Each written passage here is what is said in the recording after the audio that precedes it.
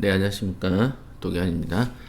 자, 오늘 공부할 물건은, 여기 이제 왼쪽에 보시다시피, 여기 보면은 부산 연제구 연산동에 있는 태영 관광호텔 2층 201호 이렇게 되어 있습니다. 그러니까 여기에 가로 열고는 현재 명칭은 태영 메디칼 이렇게 되어 있어요. 그러니까 처음에는 그 관광 호텔로 목적으로 지었는가 보죠. 예, 이걸 보면. 그래서 이 물건 같은 경우에는 좀 특이한 물건이죠. 여러분들이 이제 경매 공부하시는 분들 같은 경우에는 이런 식의 타입의 물건들을 처음부터 검색 자체를 안 하시는 분들도 많이 있습니다만, 제가 늘 말씀드리죠. 내가 투자하지 않고 내가 관심이 없어도 공부를 해야 된다. 그건 너무 당연하죠. 그 필요 있고 관심도 없어도 공부를 해왔던 경험이 있죠. 여러분들이 뭐 고등학교 수학 때 배우는 것을 뭐 20대, 30대, 40대 때 단 한 번도 써먹지 않아도 우리가 공부를 합니다.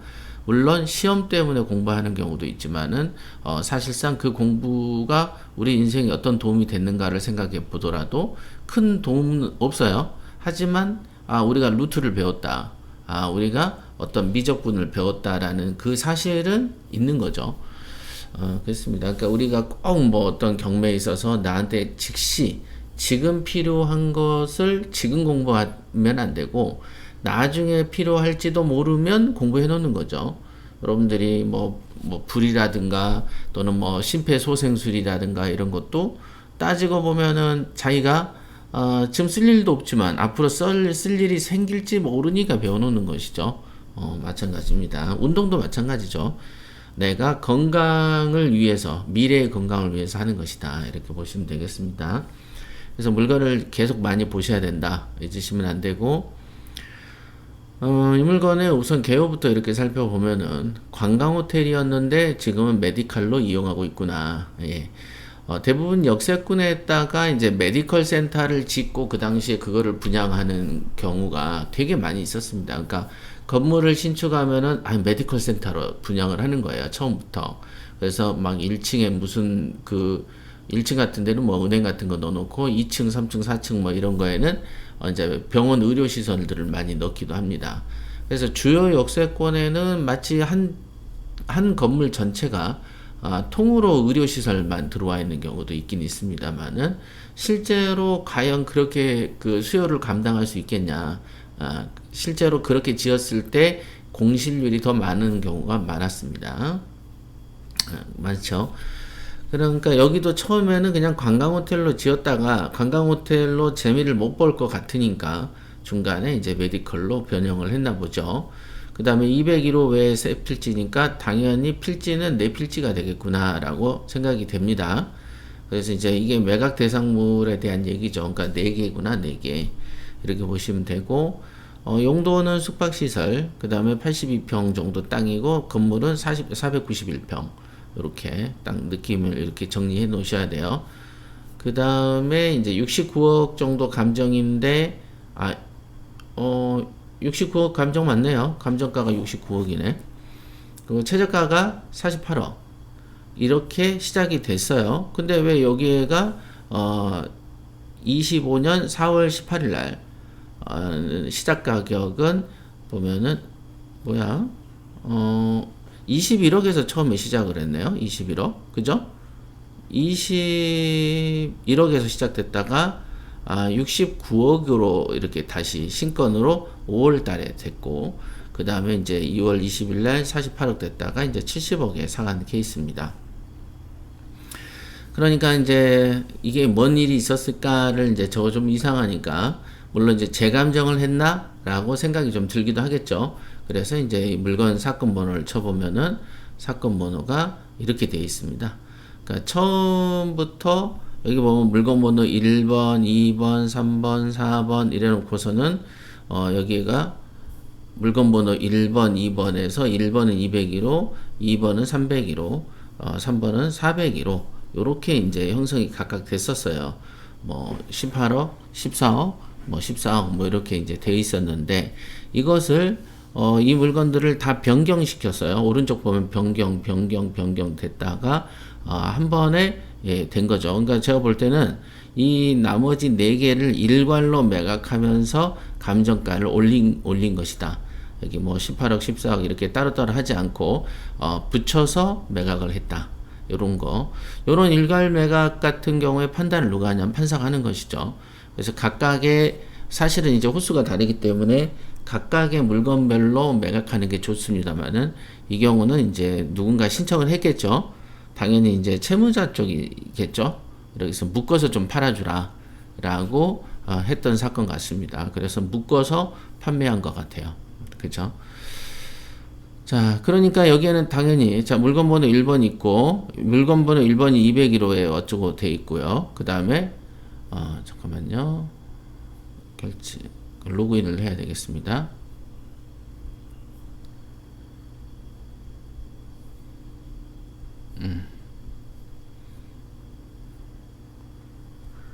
이렇게 돼 있고요. 그 다음에 물건 번호 2번 한번 볼까요? 물건 번호 2번.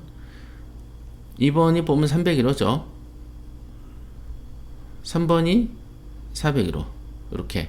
그러니까 이제 이 건의 이제 핵심은 뭐냐면 이게 물건 번호 2, 3, 4를 없앴어야 되겠죠. 근데 이제 변경 이렇게 해놓고 이제 있는 거니까 여러분들이 헷갈릴 수 있습니다만은 물건 번호 1, 2, 3, 4를 합쳐가지고 그냥 1번에서 한 번에 처리한 사건이다. 그래서 21억에서 감정됐던 거를 다시 69억으로 합산을 해서 이거를 48억으로 매각을 진행했던 사건이구나. 이렇게 보시면 되겠습니다. 그 다음에 환승역은 연산역 인근이죠. 이런 건물은 이제 대로변에 지하철역이 가까울수록 좋은 거죠. 태영 관광호텔이나 현재는 태영 메디컬이다. 이렇게 돼 있고 처음 경매 진행 사건에서 사건이 변경되면서 301호에 2개가 추가됐다. 그 말은 뭐냐면 3건이 추가돼서 총 4건을 한 번에 경매 칩니다. 라고 이제 얘기를 써놓은 거예요. 그 다음에 여기에 이제 토지 감정이 48억하고 건물이 20억 돼 있으니까 땅 가격이 이제 48억 정도 된다라고 보시면 되겠습니다. 그 다음에 이제 대지권은 20평, 20평, 20평, 20평 4개 호수에 이렇게 되어 있다. 그 다음에 이제 보존 등기는 19년이니까 사실상 거의 준신축에 이제 버금가겠구나 이렇게 보시면 되고요. 그 다음에 이제 그 최용수 씨가 2억 5천에 5천만 원의 월세를 내고 있다. 그래 놓고는 201호 점유 이렇게 돼 있어요. 그래 놓고는 뒤에가 201호, 301호, 401호, 501호, 1001호를 포함한 임대차다라고 분명히 적혀 있습니다. 그러니까 이 물건에서는 2, 3, 4, 5까지가 지금 70억에 매각이 됐지만 10층은 매각에서 빠져 있단 말이죠. 그런데 임대료인 5천만 원은 10층에서 포함되어 있구나. 10층까지 포함되어 있구나 보시면 되고요. 그 다음에 이제 근저당이 2020년에 이제 20억이 돼 있었고, 그 다음에 또 49억. 20억이 아니고 매매를 20억에 샀네? 그죠? 그 다음에 이거를 대출을 같은 해 바로 그냥 이전하면서 49억을 대출을 받았고, 그 다음에 가등기를 냈고. 자, 이렇게 이제 근저당 뒤에 있는 가등기는 후순위 가등기죠. 그래서 이런 거는 이제 소멸이 됩니다. 소멸이 돼요. 뭐, 이제 이렇게. 이게 개요예요, 개요. 집을 한번 볼까요? 사진 봐야죠, 사진. 사진. 여기 사진 요거 같아요, 요거. 요 건물입니다. 이거 뭐 중앙에 배치된. 이렇게. 여기 요 건물, 그 다음 바로 옆에 있는 큰 건물이 따로 있죠. 요 건물이 10층짜리고 여기 12층짜리가 될 거예요. 이렇게 병원이에요. 아이사랑병원. 지하 이렇게 돼 있고 이제 주차 시설인데 의외로 한 7년 된 것 치고는 뭔가 사용감이 더 있는 느낌. 그 다음에 이렇게 벌써 그 아이를 위해서 폰트 자체도 약간 그 재밌게 해놨네요. 애들 좋아하는 분위기로 이렇게 구성이 되어 있습니다. 그 다음에 연제구고, 여기 지하철역, 연산역 인근에서, 여기 대로변에 있구나. 그렇게. 그죠? 호별 배치도는 이제, 201호. 이렇게 되어 있습니다. 자, 그 다음에 위치를 보도록 하겠습니다. 위치를 이제 보면, 여기가 이제 연산역이라고 되어 있죠. 여기가 보면 하나, 둘, 셋, 넷, 다섯, 오거리네요. 오거리가 있고, 이렇게. 여기 아파트 단지 있고, 어쩌고저쩌고 이렇게 되어 있는데, 로드뷰를 보도록 하겠습니다. 로드뷰가 요거죠, 요거. 아이사랑병원. 그 다음에, 마미사랑, 산후조리원 이렇게 되어 있습니다. 이게 보면은, 여기 지하로 내려가는데 이게 주차인가? 그죠? 근데 좀 극경사다. 요런 거에 좀 단점이네요. 극경사. 실제로 가봐야 아시겠네요. 여러분들, 부산 분들은 아마 이 건물 아시는 분들이 있으시겠어요. 그래서 여기 보면 2층, 1층 따로 있고, 2, 3, 4, 5, 여기까지 전체 같아요. 그 다음에 여기 10층 정도를 같이 쓰고 있는 걸로 보여집니다. 이런 거. 그 다음에 이제 요 건물이, 보면 작년 기준으로 175억에 매각이 된 건물입니다. 이 건물이. 175억에 매각됐고, 그 다음에 여기는 이제 지금 뭐 70억에 이제 낙찰이 됐는데요. 자, 그러면 이제 그 권리 분석을 한번 보도록 하겠습니다. 권리 분석 같은 경우를 보면 아까도 이제 말씀드렸다시피 매매와 동시에 2020년 10월 30일 날 부산은행에서 이제 49억의 그 대출이 있었어요. 그래서 여기에 보면은 뭐 뒤에 있는 당연히 이제 근저당, 가압류, 임의경매 이거는 이제 소멸입니다만은 여기에 있는 가등기 같은 경우가 큰 의미가 있겠냐 보면은 큰 의미가 없겠다. 이제 후순위 가등기가 문제되거나 이제 그 소멸되지 않는 경우는 이제 철거 소송에서 후순위 가등기가 가처분인과 이게 소멸이 안 되는 거고, 대부분은 이제 소유권에 관한 뭐 이전 예고 등기인가 이렇게 보면은 딱 그거 같지도 않고, 그렇다고 담보 가등기인가 보면은 그 담보 가등기면은 대부분 채권 금액이 적힌단 말이죠. 그런 것도 아닌 것 같고, 일단은 그 대부분은 가등기는 소유권 이전 청구 가등기로 기재가 됩니다. 그래서 가등기를 한번 보도록 하겠습니다. 가등기가 소유권 이전되고, 여기 있다. 담보 가등기네요. 여기 보니까 소유권 이전 확대가 돼 볼게요. 소유권 이전 담보 가등기로 되어 있습니다. 그러니까 뭐 이거는 더더군다나 근저당하고 유사했기 때문에 소멸된다고 보시면 되겠습니다. 그래서 권리관계는 큰 문제가 아니다. 그래서 20년 10월에 20억에 이제 매매를 하면서 같은 시간에 49억에 이렇게 담보를 했어요. 물론 공담이겠죠. 그리고 여기 등기가 지금 보면은 그 뭐라고 표현해야 되나? 201호의 등기 같아요. 201호에 20억. 그죠? 그러면 이제 또 그럼 301호가 혹시 있을까? 떼어놨나 보도록 해보겠습니다. 여기는 지금 301호예요. 보이시죠? 301호. 마우스. 자, 301호입니다. 그래서 301호의 등기를 보면은 여기는 301호는 19억에 샀죠. 그러니까 아까 보면은 201호가 20억, 301호는 19억 이렇게 돼 있는 거예요. 그러니까 이거를 앞면에서 봐야 되겠다. 이렇게. 아까 201호가 20억, 18억 6천, 14억 9천, 14억 9천.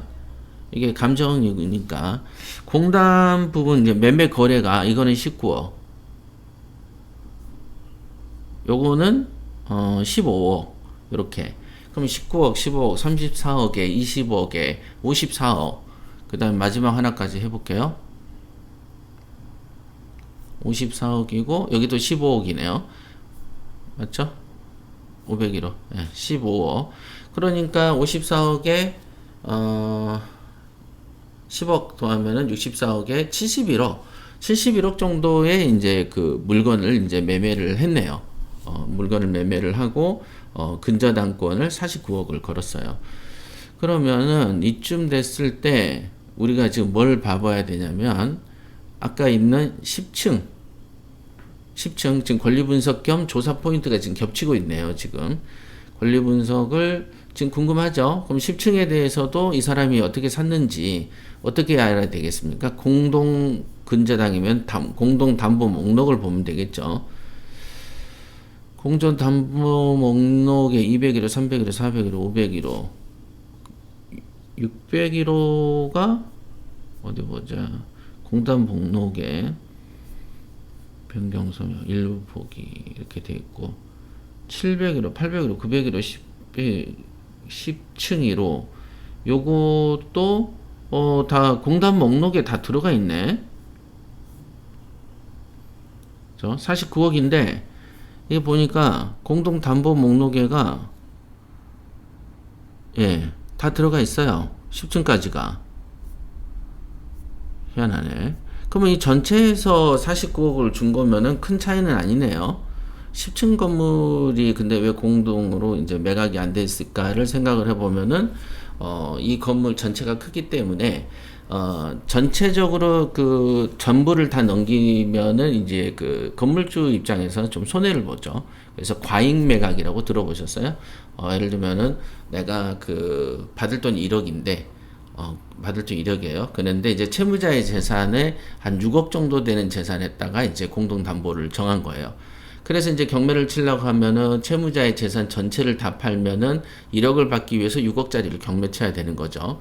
그래서 이제 채무자 입장에서 요청할 수 있죠. 6억짜리 이렇게 치지 말고 그 1번, 2번 물건만 쳐도 너가 충분히 재산을 다 가져갈 수 있지 않니? 이렇게 하면서 물건을 좀 제한 짓는 경우들이 있거든요. 이제 그거에 해당하지 않겠나 싶습니다.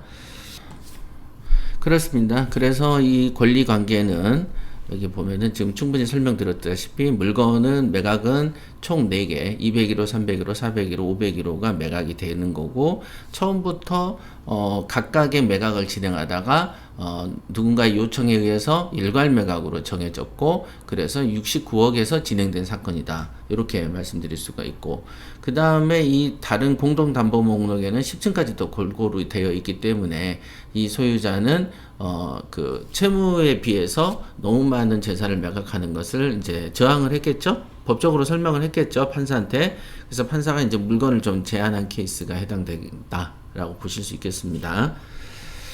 자, 요게 이제 권리 분석이고, 그 다음에 권리 분석에서 중요했던 여기 석찬동 씨는 가등기는 후순위 담보 가등기니까 당연히 소멸할 것이다라고도 분명히 말씀드렸습니다. 자, 그 다음에 이제 중요한 거가 이제 입지 분석은 뭐 충분히 그 보셨다시피 지도에서 보셨다시피 입지는 그냥 좋다 이렇게 볼 수 있어요. 좋습니다. 지금 그 월세를 2억 5천만 원 보증금에 5천만 원의 월세를 내고 있는 걸로 봐서는 이 지역에 대해서 장사가 충분히 되고 있구나 이렇게 보실 수가 있고 요 길 건너에서도 보면 이제 아파트가 새로 이제 그 들어오고 있잖아요. 25년 8월. 그러면 이제 이 병원은 이제 조금 더 손님이 안정적으로 더 생길 수도 있는 입지다 이렇게 보실 수 있겠습니다. 그래서 입지는 좋다 이렇게 보실 수 있어요. 그 다음에 이제 장단점을 한번 살펴봐야 되겠죠. 장단점. 이 물건의 장단점이 무엇이 있을까? 이렇게 생각을 해봐야 되는데, 이 물건의 일단은 그 장점은 병원으로서 임대 수요를 충분하게 그 확실하게 임대 수요가 있고 이 병원의 의사가 나가지만 않는다면은 월세 소득이 일정하게 확보가 될 수도 있겠다라는 어떤 이제 장점이 있습니다. 그러나 단점으로는 이 여러 층을 사용하고 있는 병원이 이사를 가버린 경우에 어떻게 될 것이냐. 이사라는 게 뭐 사람이 어떻게 될 수도 있는 거고 개인 사정상 어떻게 할 수도 있는 거고 그래서 이렇게 만약에 층이 빠지면은 4개 층, 5개 층이 다 빠져버리는 거가 되죠. 지금 여기에 있는 임차인 같은 경우는 5개 층을 쓰는 의사 같습니다. 그래서 여기에 보면은 그 현재 그 매각물건 명세서인가 현황조사서에가 실제로는 이제 5개의 물건을 사용 중이다라고 진술이 있습니다. 어디 있냐? 여기는 일단 2층은 원무과, 진료과, 3층, 4층, 5층은 입원실 이렇게 돼 있고요. 그 다음에 이제 간호사의 진술을 제가 본 것 같은데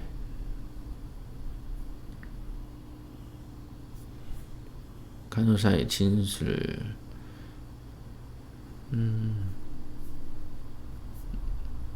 여기가 없었네. 진술에 의하면 10층도 같이 쓰고 있다. 분명히 제가 봤는데 여기 찾기 힘드네요.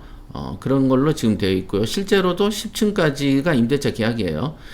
그래서 요거의 이제 장점은 지금 낙찰 받자마자 재계약을 해가지고 안정적인 월세 수입을 볼 수 있다. 1번. 그러면 이제 단점은 뭐냐? 만약에 세입자가 빠져나가 버릴 경우에는 이게 이제 엄청난 공실 사태가 벌어지기 때문에 요거 5채를 다 쓸 수 있는, 이거 지금 경매 물건의 4개를 다 쓸 수 있는 임차인을 찾는 것이 용이할까라는 부분이 이제 단점이 될 수도 있겠다. 이렇게 볼 수 있습니다. 그리고 지금 이분이 지금 뭐 24년에 사업자를 데리고 들어왔기 때문에 사실상 이제 1년 되는 사업이란 말이에요. 그래서 예를 들면 막 한 5년 됐다, 6년 됐다, 그런 사람이면은 괜찮죠. 그러나 이게 만약에 1년밖에 안 됐는데 이 난리를 쳤어요. 그러면은 조금 오만정이 떨어질 확률이 높죠. 그죠? 그리고 여기 지금 보시면은 배당이라고 되어 있어요. 그래서 이제 어차피 배당 요구를 할 수밖에 없어요. 왜냐면은 후순위죠. 2020년 10월과 2024년이니까 당연히 후순위 임차인에 불과하기 때문에 당연히 배당 요구라도 해서 돈을 좀 받아야 되고, 안 그러면 명도 대상이 되기 때문에. 그리고 배당을 청구했다는 것은 기본적으로 나가겠다는 뜻이죠. 그래서 요게 나갔을 때에 대한 준비를 해야 돼요. 그래서 우리가 보통 조사 포인트가 뭡니까? 이제 조사 포인트. 보통 이제 이런 물건의 조사 포인트는 사전에 임차인인 의사를 만나 봐야 됩니다. 그래서 계속 여기서 계약을 우리랑 할 수 있겠는가? 요거를 얘기를 해야 되는 게 조사 포인트예요. 안 그러고 그냥 이 사람들 다 내보내고 내가 전층을 다 쓰거나 2개 층 쓰고 2개 층 쓰고 하나는 2개는 세를 줘야 되겠다 라는 계획이면은 내보내도 됩니다. 그러나 이제 그런 계획이 구체적으로 있을지는 이제 저희는 모르기 때문에 이렇게 우선적으로 우리 같은 경우에 우리가 이제 층을 쓴다면은 이게 보면은 한 호수당 이게 보면은 201호가 120평이 넘어요. 123평입니다. 그래서 웬만한 회사가 그냥 한 층 다 쓰고도 남거든요. 남습니다. 그래서 이거를 이제 은행이 아니고 이 병원 쪽에서 다시 재계약을 쓸 수 있겠냐, 이거가 조사 포인트 중에 하나가 된다라는 거죠. 그래서 반드시 사전에 조사를 해야 된다. 그 다음에 두 번째 조사 포인트는 이 5개 1001호까지 포함한 돈이 5천이니까 그렇다면은 내가 소유한 거는 낙찰받으면 4개의 호수란 말이죠. 그러면 임대차 계약을 나하고 다시 쓸 때는 이 사람은 4층 5천이니까 5개 층에 5천 줬으니까 4개 층에는 4천을 주려고 하지 않겠습니까?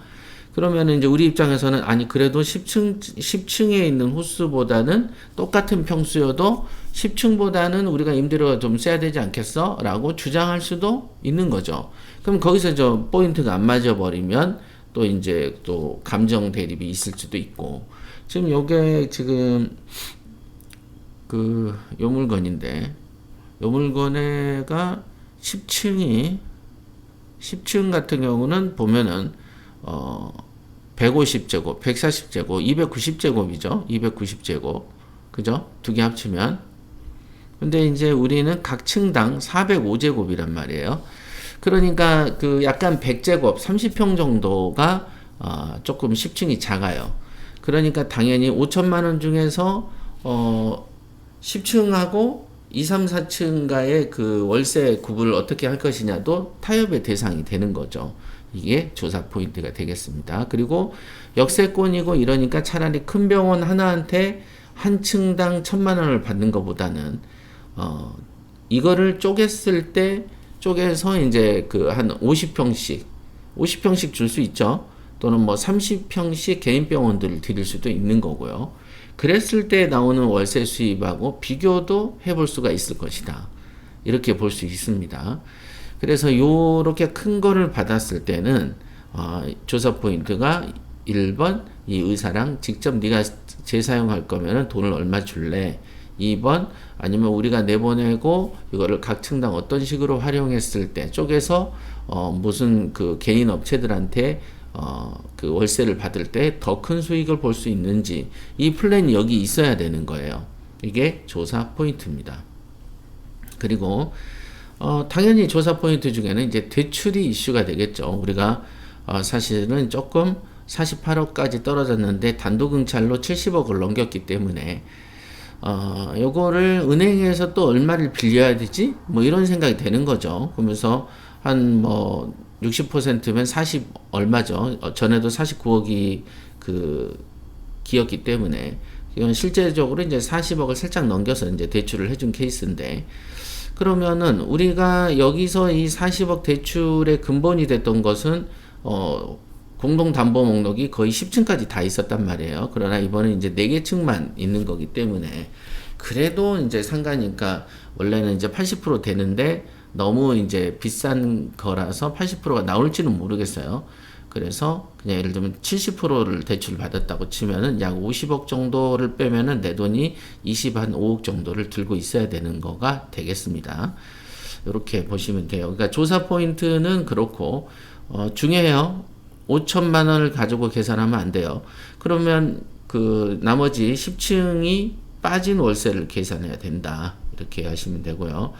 그래서 이 물건을 이게 잘 샀냐라는 이제 총평을 이렇게 해야 된다고 본다면 대부분 이런 거는 이제 상가는 수익률로 이렇게 재산 가치를 평가를 합니다. 그래서 요게 55천만 원이 아니고 월 4천 정도의 임대료를 이 사람이 받는다고 쳤을 때 1년이면 4억 8천 그냥 5억을 벌었다라고 생각을 할게요. 그럼 5억을 벌었으면은 이제 대부분은 이런 경우에 이제 그 지상층 같은 경우는 한 6% 정도 돼야지 거래가 되거나 요즘 같이 금리가 높을 때는 한 7% 정도 돼야지 거래가 되기도 합니다. 그러니까 7%를 기준으로 하면은 70억 기준으로 했을 때 7%가 1년에 4억 9천년의 임대료가 나오겠죠. 그러면 월 4천이 됩니다. 그래서 현재 이 재산의 그 어떤 그 차액은 요건 차액은 그냥 70억 정도 선에서 딱 수익률이 나오는 물건이다라고 보시면 됩니다. 그러니까 이거를 잘 샀냐 못 샀냐라고 볼 때는 월세 이렇게 건물의 임대료 기준으로 이 물건을 평가한다면 그다지 잘 산 거가 아니고 차익이라는 게 거의 없다 이렇게 보실 수가 있어요. 그 다음에 이제 차익이 없는 대신에 이제 단점은 이게 공실에 대한 리스크 그 다음에 그 새로 쪼갰을 때 여기에 이분이 뭐 한 층은 우리가 쓰고 나머지는 쪼개서 어떻게 한다 그러면은 수리비가 좀 들겠죠. 그러니까 수리비만 해도 최소 5억에서 6억 이상은 들 가능성이 있다라는 거죠. 그래서 가능하면은 물론 이제 이 회사가 어떤 회사인지는 모르겠지만 가능하면은 이거를 재산으로만 본다면은 그 돈으로만 본다면 큰 손해보다는 그냥 뭐 그저 그런 투자에 속하다 이렇게 볼 수 있겠습니다. 그런데 이제 세를 그대로 유지한다 그러면은 그럴수록 더 마진이 없어지죠. 예를 들면 70억인데 50억 대출이라고 쳤을 때 6%가 넘죠 상가는. 그러니까 그러면은 6, 5, 30 한 달에 2,500만 원 정도가 이제 그 이자가 발생하는 거죠. 그러면은 내가 4천 받아서 1,500만 원의 이자 소득이 생기는 거죠. 그러니까 1,500만 원에 1년이면 1억 8천이니까 내 돈이 한 25억이 들어갔다라고 보면은 10%면은 2억 5천 버는 거 아니겠어요? 그러면은 한 8% 정도 잡고 7% 정도 잡으면 7, 2, 14, 7, 5, 35. 그러니까 한 7%가 살짝 안 되는 수익률을 보는 거죠. 그죠? 1,500만 원을 1,500만 원 곱하기 12라면 1년에 연소득이 1억 8천이고요. 그 다음에 내가 25억을 투자했다 그러면 7.2% 정도 수익률이 됩니다. 그런데 요거에 대해서 이제 하자라든가 수리 비용, 기타 뭐 철거도 해야 되겠죠. 이 만약에 그 병원 이 사람이 나간다고 하면은 뭐 철거 의무를 부여할 수는 없죠. 정상적인 임대 관계가 아니었기 때문에 이 사람은 배당만 이제 챙기고 가버리면 되는 거죠.